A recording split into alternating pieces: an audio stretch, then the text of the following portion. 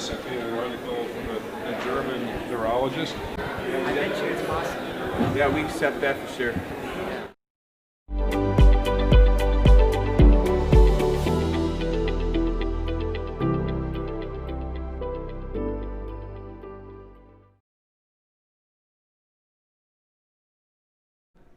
Hey everybody, Alex Newman coming to you live from the Red Pill Expo once again, and I'm sitting here with a man who calls himself the Burb, and he is going to tell us about what he's here promoting. It's a fascinating idea. He was telling me a little bit about it just before we started, and you know, he's one of the many fascinating people here at the Red Pill Expo. Burb, thank you very much for being with us. Well, thank you, Alex, for having me. So tell us a little bit about, you have a book about the self-protectorate. I think this is going to be a new idea to virtually everybody out there watching. So why don't you tell us, what is this self-protectorate? What does it mean? What would it look like? Well, it definitely is a new idea for our time. I mean, self-protectorate is the next evolutionary step in the state.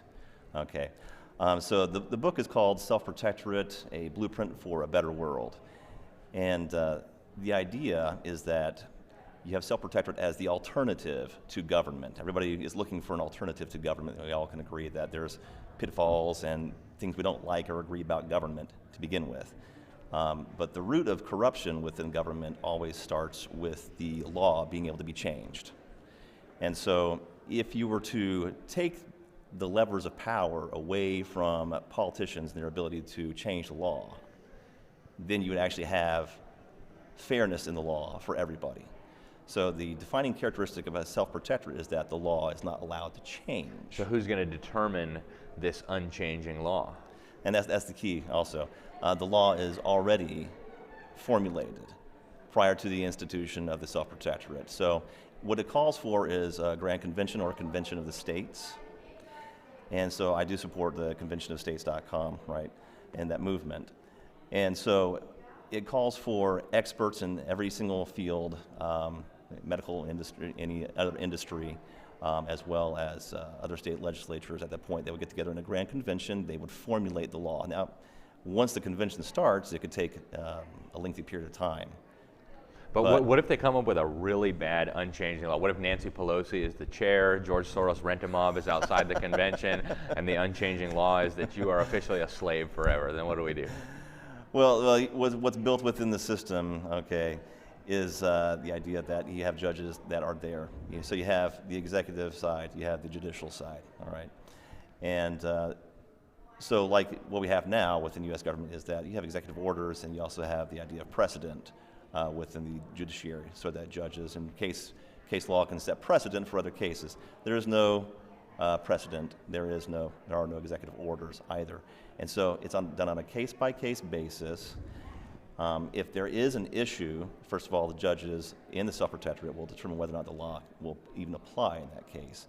And the judges will interpret the law and the meaning behind it, and to see whether or not it will actually apply in that case. So there's a lot of leeway. So while the law is fixed, the interpretation by the judges who are elected and selected by the people, okay, is what will determine whether or not those cases will move forward. Huh, interesting. And so this unchanging law, though, what happens if we do get a bad law? How do we prevent, do you have a vision for what the unchanging law should look like, and how would that come about? I mean, do you think the majority of people would support it right now, or do we need an education campaign first? Tell us a little bit about the unchanging law. I'm fascinated by this idea. Yeah, so along with this convention, okay, there's there's test phases, just to play out scenarios to see how if the laws would hold up to a stress test of sorts. And we want to have good laws.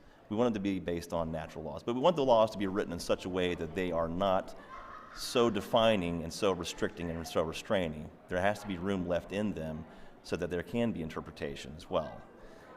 We even have laws in the books today in the United States and different states and different jurisdictions where the law is written in such a way where it is easily able to be applied in different situations to different interpretations. Another question, of course, is how that go along with like advancements in technology, how that go along with other advancements in society in that arena as well. And so if the laws are simply written in a way so that they can allow for those occurrences, then we can mitigate having to change any kind of law in the future.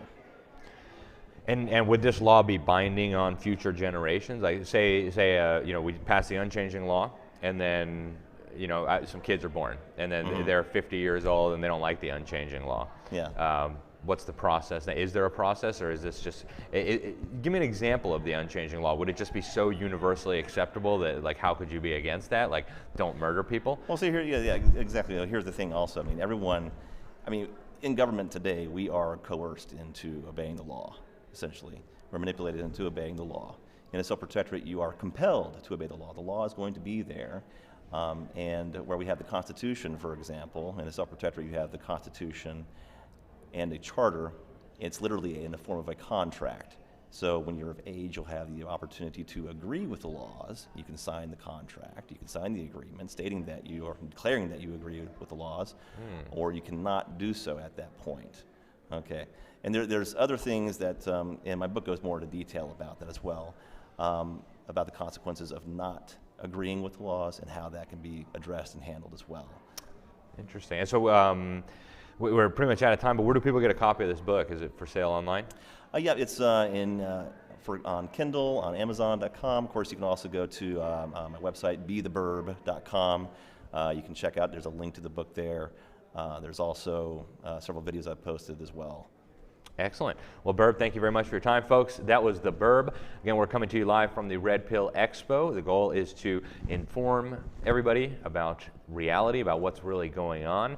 And so we hope you will stay tuned. If you couldn't be here with us live, if you couldn't watch it on the live stream, at least you get interviews with the people here. So stay tuned for more. We'll be back to you very shortly. Thanks again.